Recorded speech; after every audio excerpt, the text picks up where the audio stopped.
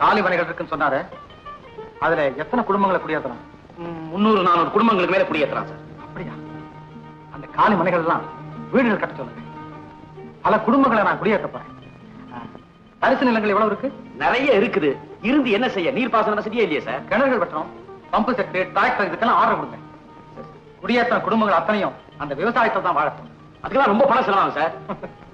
இதெல்லாம் என்கிட்ட எதுக்கு அவன் சேர்ந்துருக்கு? இந்த மாதிரி நல்ல காரியத்துக்கு செலவழிக்கத்தான்.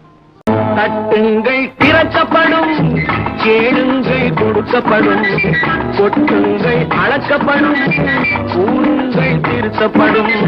தட்டுங்கள் திறக்கப்படும், கேளுங்கள் கொடுக்கப்படும், கொட்டுங்கள் அளக்கப்படும், கூறுங்கள் திருத்தப்படும்.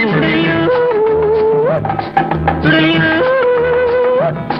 சுடலியோ சுடலியோ சுடலியோ